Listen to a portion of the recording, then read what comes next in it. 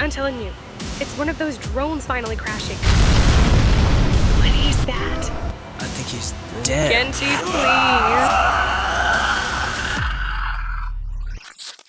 Hey, what up? Welcome to the Oh Hey Void Table Read series, where we pitch our pilots to you by performing our screenplays with AI voice changers. Today's episode, we'll be reading Survivors Don't Die, Episode 1, Act 2. If you'd like to read along, you can. Download the screenplay at survivorsdon'tdie.com and be sure to stay afterwards for some character insights. Now, let's dive into it. Act 2. Exterior, antenna rooftop morning. Super. 2 years later. The Nuvia skyline glistens against a blue sky. Elegant structures share the space with organic rooftop gardens and city foliage below. Birds fly freely between the buildings. It's a peaceful and tranquil morning. Yuki Russo, now a resourceful and determined 13-year-old, is pounding a wrench against a utility box. Yuki, muttering, Come on, you stubborn piece of shit! Before she can finish her swing, Tim grabs her arm and snatches the wrench from her. Shh. Are you out of your mind? How else am I gonna? Tim rotates the wrench and pushes a button, activating a green laser. Oh, right. Grabbing the laser back, Yuki cuts the lock with quiet precision. Inside the utility box is a digital touchscreen. Tim quickly plugs his wrist unit into the available ports. Tim, yelling to Ollie. All right, Ollie, we're in. Ollie, a skilled and seasoned woman in her 40s, stands near a large metal crate. She pulls on an orange strap. The top of the crate flies open as a sleek metal flower mechanically rises. Its petals, made of solar panels, turns towards the sun. Small indication lights begin to blink on each stem. Tim opens his palm. His wrist unit projects a hologram against his fingertips. The words, "Connected, boosting signal," appears. Yuki. How long will it take before anyone sees? Not sure. Ollie, satisfied with their work, begins to climb down a ladder. Are we good? Yeah, we'll have to wait it out back at base. Good. Let's head back before morning rush. Tim unplugs his device, and the trio head toward the roof access door. What if it doesn't work? Hey, don't jinx it. As they exit, the antenna on top of the building blinks a blue light high over the city. Exterior street to bunker. Day. A narrow one-way street is cleared of all debris. Windows and doors are boarded up. Graffiti decorates the walls. A 5-story building protected by a shipping container wall dead-ends the street. The lettering on the building reads, Network Building Number 2. Exterior bunker, rooftop continuous. A tarp canopy flutters against the morning breeze. A makeshift seating area is protected by the pummeling sun. G, a muscular man in his 50s, attempts to start a small grill. He sips at the beer in his hand. Island music is playing softly. Zola, how's it looking? Zola, a man of average build in his 30s, is leaning over one of the crates, scanning the area through binoculars. They should be back by now. Maybe they stopped for more beer. It's a little early, isn't it? It's an easy run, they'll be fine. Oh, shit. Zola looks up from the binoculars towards the sky. G follows the other man's gaze. A red flare punches high toward the clouds, signaling danger. Fuck! G chugs the last of his beer as he moves to a ladder. Zola locks his eyes onto the sight of his crossbow. Exterior street to bunker, continuous. Yuki sprints around the corner. Ollie and Tim follow a few yards behind. Zola spots them through his scope and readies his aim at the corner of the street. The first zombie sprints into view, and with a precise shot, Zola takes it down with a headshot. As Zola reloads, 20 zombies of varying sizes are hot on their heels. The horde turns the corner. Some lose their footing and slip, causing a small pileup. Tim slips slightly, but catches himself. Ollie, determined, doesn't bother to look back. Zola takes the opportunity to strike, firing off 2 arrows, one after the other. Headshots. Ollie and Tim quickly cross over a spray-painted red line on the ground. Exterior bunker wall entrance continuous. Yuki slides to a stop at the doors of the shipping container wall. She slams her hand onto the scanner. The door opens, and a lever drops down. Yuki yanks it, activating the defense system. Exterior street to bunker continuous. An arsenal of arrows is released from air cannons. They are strapped to the side of the building on both sides of the street.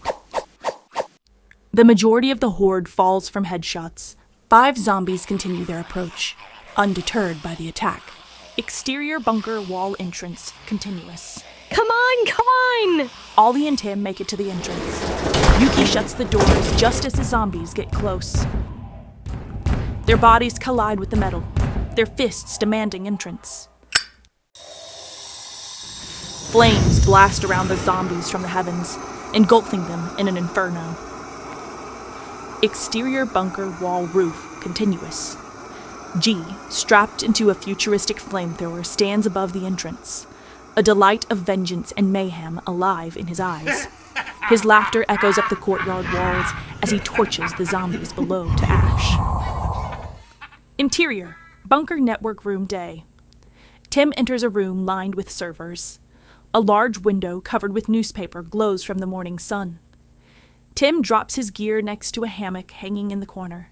He sits on a stool and glides across the floor to a large, futuristic console. He flips a switch, and a blue light hums, warming the hologram projectors. Yuki, out of breath, runs into the room, throwing her bag on a cot with lavender blankets. She looks over Tim's shoulder, eager to know the results of their mission. Did it work? I believe. Tim taps a few selections. The screen reads, "Network is live." In his best Dr. Frankenstein impression, he triumphs with, It's alive! It's alive! Tim types a message that reads, "Hello? Can anyone see this?" Yuki giggles and shakes Tim's shoulders in excitement. How long before anyone sees it? Hard to tell, but it's out there. Now, we wait. G leans into the doorway of the server room, wiping ash off his face with a rag. I'm telling you, we don't need nobody knowing we're here. We've already voted on this one, G. You lost. I know. I just don't think you people are listening. Go be a bad vibe somewhere else. A speaker crackles on with Ollie's voice. As exciting as this morning's run was, we still got chores and now a horde cleanup, people. Move in 10. The 3 frown at the order. G saunters down the hallway. Tim and Yuki mock him in amusement. Interior indoor garden day. The garden is a wide, open office space lined with rows of plants. Hydroponic pipes of grapes, strawberries, herbs, and flowers hang from the ceiling. Raised beds filled with rich soil flourish with vegetables. Above are large solar lamps letting off ample light.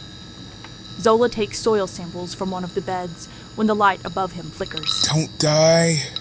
Don't die. The light goes out. The man lets out a groan. Stepping up on a stool, he gets high enough to give the light a firm smack with his palm. It flickers back on. Ollie enters with a water filter unit in hand as Zola climbs down from the stool. Any spare water filters? Lockers. Ollie makes her way to a row of lockers on the far wall. Each door is digitally labeled with supplies and low quantity counts. A number of the digital screens have big red X's on them. They indicate there are no more. Opening the locker that reads Filters, Quantity 1, Ollie begins a search. She throws out multiple empty boxes until she finds a filter. Last one. We'll be okay. Someone will see it. Well, we got 90 days to figure it out or we're fucked. She leaves. Zoa looks around the garden. Zoa, to the plants. Don't listen to her. We'll be fine. Interior, indoor barn day. An office floor has been fashioned into an indoor stable. 3 dairy cows moo in greeting from a grassy section of the space. Yuki pats them on their heads as she turns on a feed bot. The mechanical worker fills a trough with pellets. Goats bleat as she scoops pellets from the trough. She tosses the feed on the ground. The sound of a forklift beeps outside. Yuki opens one of the office windows to get a better look down below. Exterior street to bunker continuous. G backs up a forklift stacked with charred zombie bodies down the street. Tim is reloading the air cannons of the security system. Tim stops his task to examine a glowing red and white mushroom. He carefully picks the mushroom and places it in his pocket, glancing around to make sure no one saw. Exterior bunker rooftop continuous. Zola and Ollie are peering down the scopes of their crossbows, keeping a close eye on Tim and G's surroundings down below. What happened this morning? Horde moved into our path, had to go through. That's not good news. Nope. Should we think about relocating? To where? I don't know, but if they're creeping out this way, we need to consider our options, right? Let's stick to one plan at a time, yeah? We try this rescue outreach, find some others, then we'll do some neighborhood cleanup once we have more manpower. What if they don't come? Then we'll figure it out. Always do. A zombie wanders into Ollie's sightline, just behind G's forklift. She releases her arrow and splash! Headshot. Interior bunker network room dusk. Tim's message continues to float in the hologram display. Hello? Can anyone see this? Yuki walks past the open door with a basket of eggs and mason jars full of milk. She peeks into the room. She lets out a scoff of disappointment when she realizes no one has responded. Interior bunker kitchen, dusk. Yuki enters an industrial-style kitchen with chrome countertops, stoves, and fridges. Crates of rations are stacked in the corners. G enters, freshly showered. He reaches for his apron and begins going through Yuki's basket. How many we get this time? 5. That's enough to make an omelet? Yuki hands him the 5 chicken eggs. They need better feed. Maybe when we get more people, we can loot that feed store again. More people doesn't always mean better, kid. Why are you so antisocial? It's boring. G mocks her. Yuki starts gathering plates and silverware to make the table. G prepares to make dinner. You really don't think it'll work? Look, 2 years in a hostile environment makes people dangerous. We don't know what kind of people survived out there.